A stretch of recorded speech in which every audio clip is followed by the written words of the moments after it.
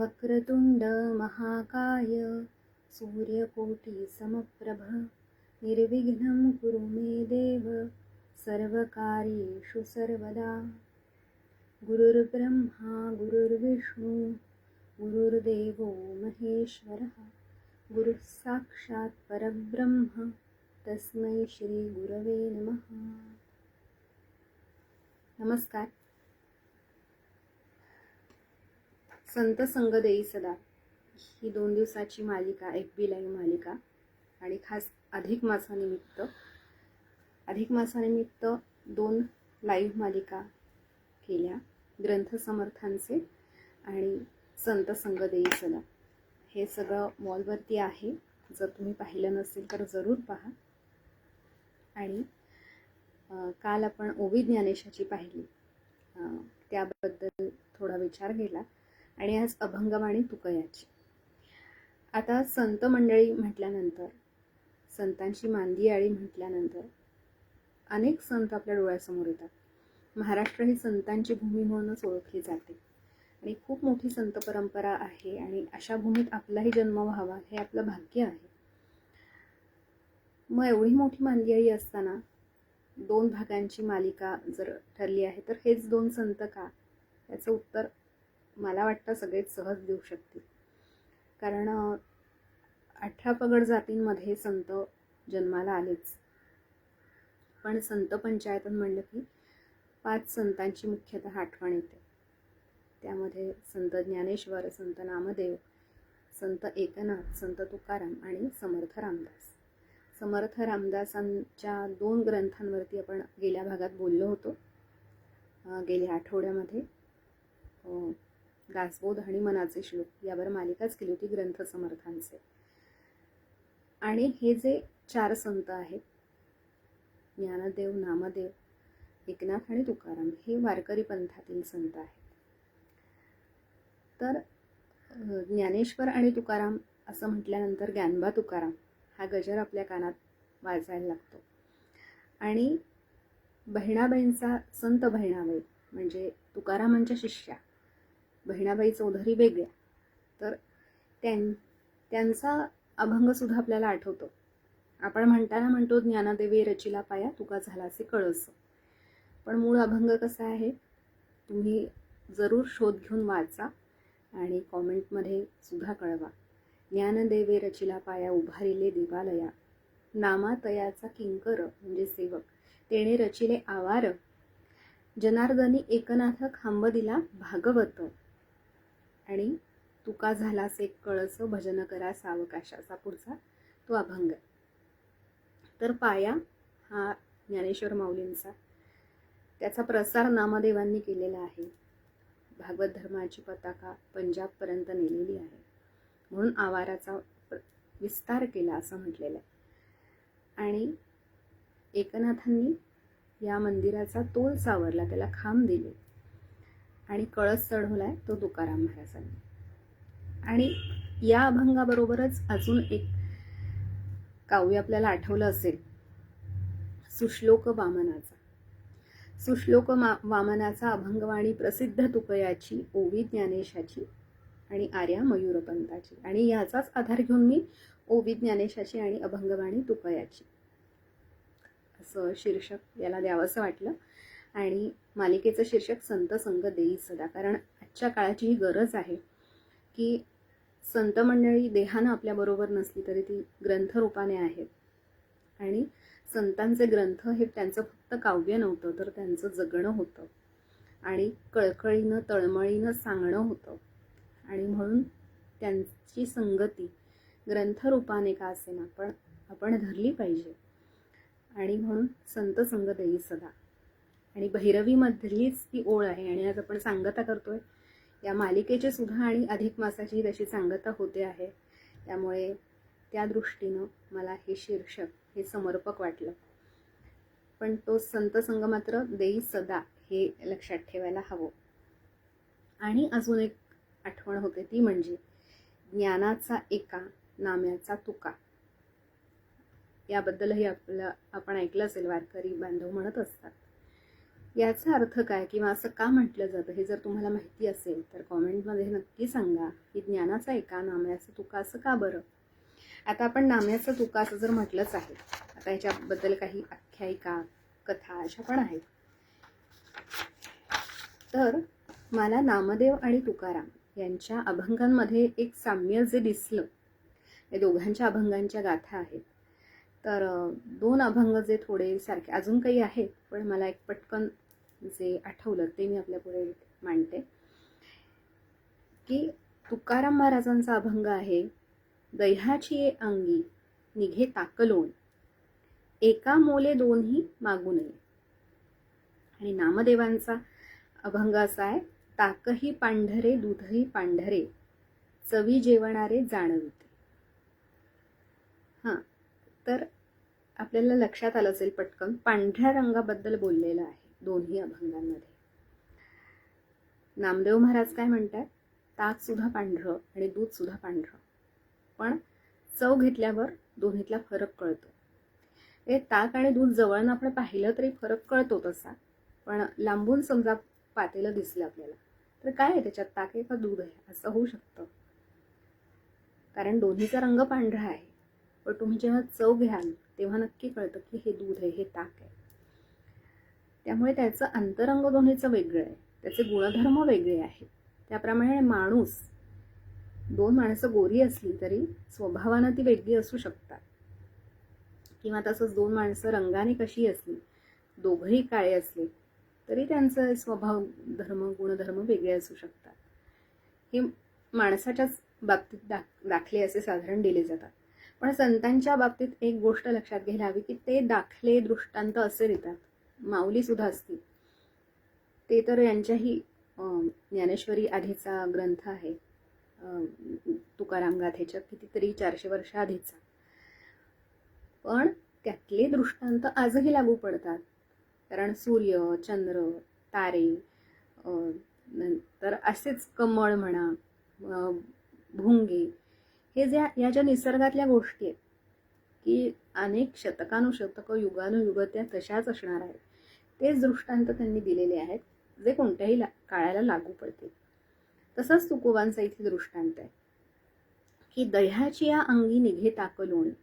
आता इथे दुधाचा उल्लेख नाही आहे, पण ताक आणि लोण्याचा आहे. पुन्हा हे दोन्ही पांढरं आहे आणि हे कशातनं तयार होतं हेही सांगितलं.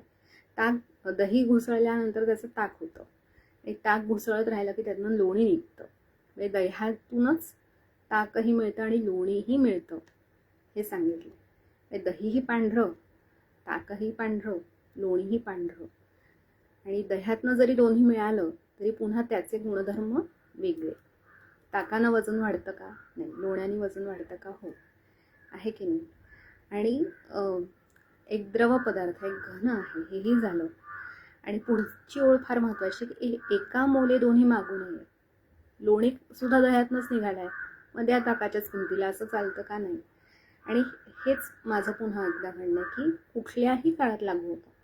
म्हणजे ताकाची किंमत आता वेगळी असेल, लोण्याची किंमत वेगळी असेल त्या काळापेक्षा, पण ताकापेक्षा लोणी महाग हे कायम तसंच राहणार आहे. उद्या अजून वाढत जाईल, पण लोणीच महाग असणार आहे ताकापेक्षा, ही वस्तुस्थिती कधीच बदलणारी नाही. आणि तुकाराम महाराजांनी पण तोच दाखला दिलेला आहे की जो कुठल्याही काळाला लागू होऊ शकतो. आणि ताक आणि लोणी हे दह्यातनंच निर्माण होणार, हे पण कायम स्वरूपी सत्य शाश्वत गोष्ट आहे. त्यामुळे तसेच दृष्टांत त्यांनी दिलेले आहेत, हे लक्षात घेण्यासारखं. आणि आता हे उदाहरण ऐकल्यानंतर दोन सुभाषितांची आठवण येते की हंसः श्वेतः बक श्वेतः को भेतः बक हंसयोः, नीरक्षीर विवेकेतु हंसो हंसः बको बका. म्हणजे हंसही पांढरा, बगळाही पांढरा. मग काय भेद आहे दोघांमध्ये? तर नीरक्षीर विवेक बुद्धी या संदर्भात विचार केला की हंस तो हंस आणि बगळा तो बगळा. दिसायला दोघंही पांढरे असले तरी दोघांमध्येही गुणवैशिष्ट्ये ही वेगळी आहेत. आणि निरक्षीर विवेक हा जो हंसाकडे आहे ती देणगी बगळ्याला लागलेली नाही, हे लक्षात घ्यायला हवं. आणि तसंच माणसांमध्ये अगदी जुळी मुलं असतील तरी त्यांच्यात आपल्याला फरक दिसतो, स्वभावात फरक असतो, त्यांच्यात आवडीनिवडी वेगळ्या असतात, त्यांच्यामध्ये असलेले कलागुण वेगळे असतात. तर त्यामुळे एकाच दृष्टिकोनातनं पाहू नये असं सांगतात. म्हणजे अगदी एका घरातली भावंड, रावणाचा भाऊ विभीषण, की रामचंद्रांना त्याला आपल्या बाजूनं त्यानं लढावं, याला मान्यता द्यावीशी वाटली, इतका तो सज्ज. म्हणजे रावणाचा भाऊ असूनही हे आपल्याला लक्षात येईल की त्या कुळातला आहे, म्हणजे तो असाच असला पाहिजे, असं जज करून चालत नाही, हे आपल्याला कुठेतरी कळतं. तर तो पूर्ण अभंग काय आणि तो कशासाठी तो दृष्टांत आहे हे पण लक्षात घ्यायला हवं. की दह्यातून ताक आणि लोणी मिळतं, मग दोन्हीचं मूल सारखं नाही. त्याच्या पुढे अजून असेच दृष्टांत तुकाराम महाराजांनी दिले. ते काय आहेत? तर दह्याची अंगी निघे ताक लोणी, एका मोले दोन्ही मागू नये. हे झालं. आकाशाचे पोटी चंद्र तारांगणे, दोघींशी समान पाहू नये. चंद्र आणि तारे हे आकाशात दिसतात.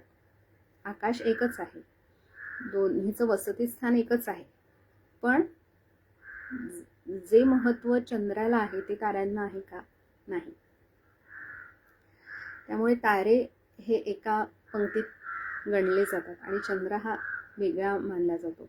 की चांदण्या कुजबुजत असतात एकमेकींशी, त्यात चांदण्या फेरत राहतात चंद्राभोवती. म्हणजे अशी वर्णन आपण वाचतो. त्यामुळे चंद्र चांदण्या, चंद्र तारे असं आपण नेहमी म्हणतो. त्यामुळे चंद्राचं एक खास स्थान आहे आणि तारे अगणित आहेत आणि चंद्र हा आपल्याला वेगळा दिसतो.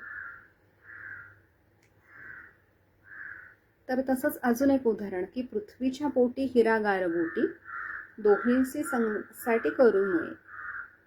हिरा आणि गारगोटी दोन्ही तुम्हाला पृथ्वीच्याच पोटात मिळतं. दोन्हीचा उगम म्हणजे दोन्हीची प्राप्ती ही जमिनीतूनच होते. पण म्हणून तुम्ही गारगोटी घेऊन चाला आणि याच्या बदल्यात आम्हाला हिरा द्या असं मागू शकत नाही, कारण दोन्हीचं मूल खूप वेगळं आहे. आणि तसंच हे तीन दृष्टांत, ही तीन उदाहरणं का दिली? ताक आणि लोणी, चंद्र आणि तारे, हिरा आणि गारगोटी. की हिरा हा श्रेष्ठ आहे, चंद्र हा श्रेष्ठ मानला जातो, लोणी ते जास्त त्याचं मोल असतं. हे का सांगितलंय? कारण असं आहे, तुका म्हणे तैसे संत आणि जन, दोहोसी समान भजवू नये. तर तुम्ही संत आणि सामान्य यातला फरक ओळखायला शिका. संतांच्या कपाळावर संत असं लिहिलेलं नसतं. ते दिसायला माणसासारखेच दिसतात, बरोबर. त्यांच्याही दिवसाला 24 तास असतात. आपण देवदेवतांमध्ये आपणच त्या मूर्ती कोणीतरी कल्पना करून त्याची निर्मिती केली. त्यामुळे अष्टभुजा असतात किंवा वक्रतुंड गणपती असतो किंवा दत्तगुरूंचे 3 शिरे 6 हात असतात. पण संतांच्या बाबतीत आपल्याला असं काही दिसत नाही. आपण ते वलय वगैरे सगळं प्रतिमेमध्ये बघतो, पण प्रत्यक्षात संत समोर आला तर हे संत आहेत बुवा, हे पटकन सामान्य माणसाच्या लक्षात येईल असं नाही. त्यामुळे त्याला पारख करता आली पाहिजे. तुम्ही ओळखा. एखादा भोंदू असून संत असल्याचं दाखवतो, साधू असल्याचं दाखवतो, असंही असू शकतं. पण हे जितके वेगळे आहेत, लोणी हे ताकापेक्षा जितकं वेगळं आहे, मौल्यवान आहे, किंवा चंद्र हा ताऱ्यांपेक्षा किती वेगळा आहे, किंवा हाऊस बगळ्यापेक्षा किती विलक्षण आहे, हिरा गारगोटीपेक्षा केवढा मौल्यवान आहे, तसा संत, तसे ते संत जन जे आहेत ते सामान्य जनांपेक्षा खूप त्यांची उंची ही वरची आहे, त्यांची पातळी ही खूप मोठी आहे, वरची आहे. त्यामुळे त्यांच्याकडे त्या नजरेतनं पाहावं, त्या दृष्टीनं त्यांच्याकडे पाहावं, तसा आदर त्यांना द्यावा. म्हणजे ही माणसाची पारख आपल्यामध्ये असणं हेही किती महत्त्वाचं आहे हे आपल्याला त्याच्यावरून लक्षात येतं. आणि संत म्हणलं की आपल्याला लगेच आठवतं की जगाच्या कल्याणा संतांच्या विभूती. किती दृष्टांत संतांसाठी दिलेले आहेत. चंदन म्हणून त्यांना म्हटलं जातं, किंवा कधी कधी वृक्षाचा दृष्टांत देतात की झाडं ही सावली देतात कुणाला, तर जो सावलीसाठी वाटसरू आलाय त्यालाही देतात, किंवा जो अगदी फांद्या कापायला आलाय तो काही भाग कापून झाल्यावर त्याच सावलीत विसावतो, त्यालाही झाड सावली देतं. संत हे तसेच असतात की ज्या समाजाने माऊलींना इतका त्रास दिला भलत्याच समाजासाठी त्यांनी पसायदान मागितलं, त्यांनाच मार्ग दाखवला, त्यांचाच उद्धार केला.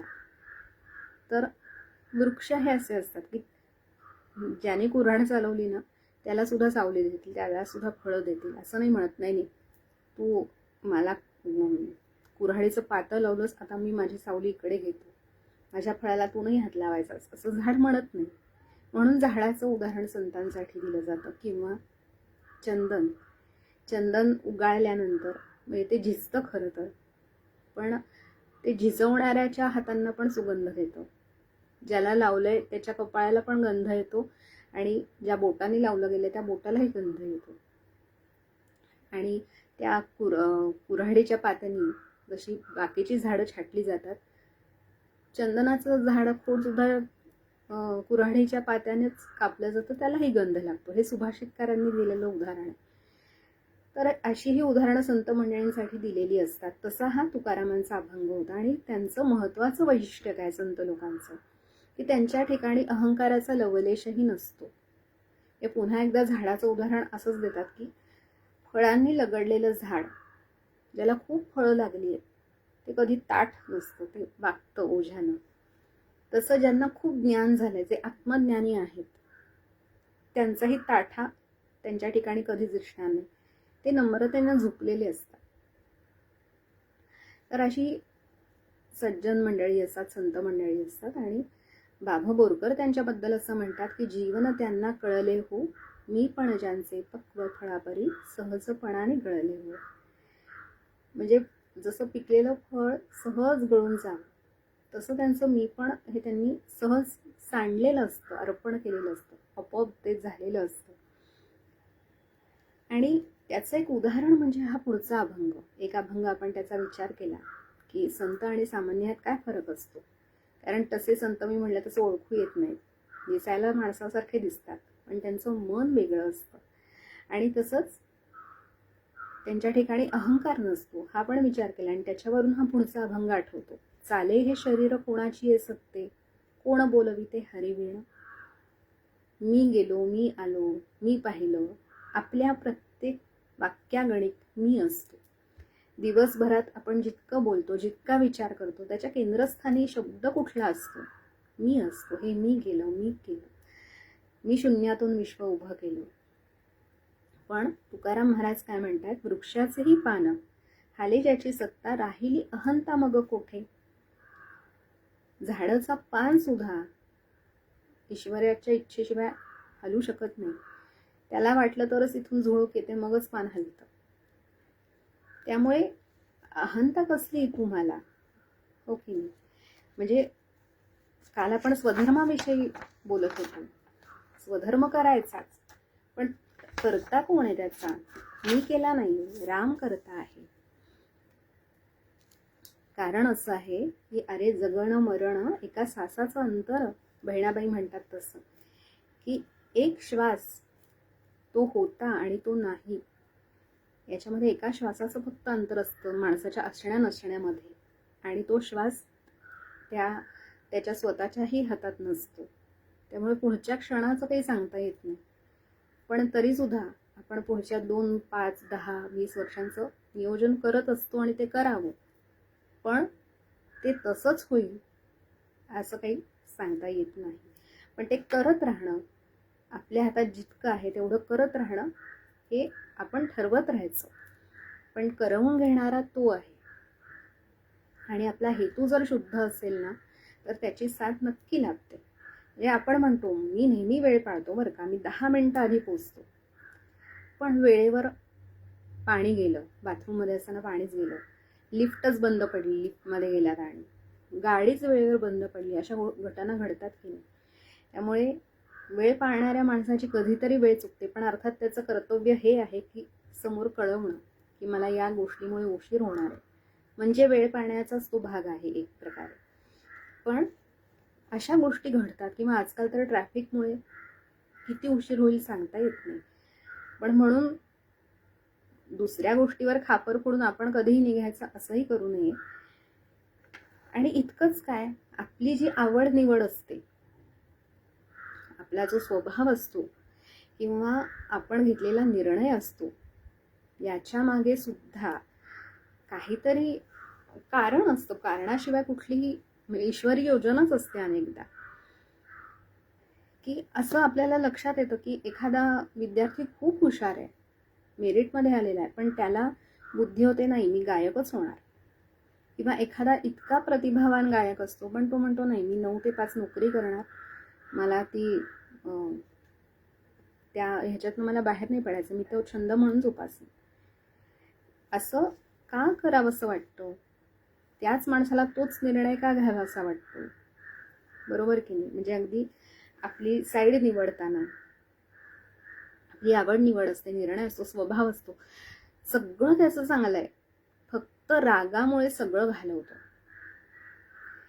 मग त्याचा स्वभाव का असा झाला? कारण त्याला जे गमवायचं होतं ते गमावलं जाण्यासाठी आणि नंतर त्याला पश्चात्तापाची वेळ येण्यासाठीचा त्याचा स्वभाव रागीट झालेला आहे. त्याच्यात जे इथे लिहिलेले आहे ते घडण्यासाठी त्याचा तो स्वभाव झालेला आहे.